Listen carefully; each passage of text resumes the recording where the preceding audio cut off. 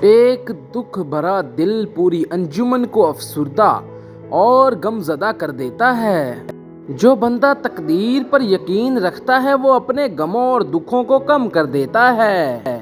کچھ پودے ایسے ہیں جن کو جب تک مسئلہ نہ جائے خوشبو نہیں دیتے، بالکل اسی طرح کئی لوگ ایسے ہیں جو صرف بحران اور غربت میں چمکتے ہیں۔ غصہ کرنے کا مطلب یہ ہے کہ ہم دوسروں کی غلطیوں کا انتقام اپنے سر لے لیتے ہیں۔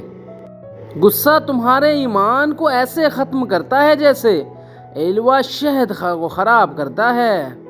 عورت کی سب سے بڑی غلطیوں میں سے ایک بڑی غلطی مردوں جیسا بننا ہے۔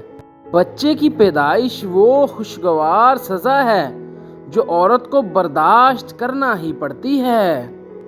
عورت سے بے نیاز ہو کر زندگی بسر کرنا ایک نہ معاف کرنے والا جرم ہے۔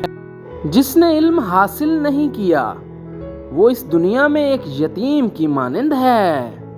تمام اچھائیوں اور خوبیوں کا مجموعہ علم کو اپنے سینے میں بسانا ہے اور پھر اپنے اندر موجود علم کو دوسروں کے سینے میں پہنچانا ہے۔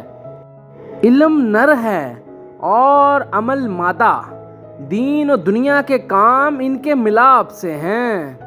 ایک معمولی سوراخ ایک بڑی کشتی کو ڈبونے کی طاقت رکھتا ہے۔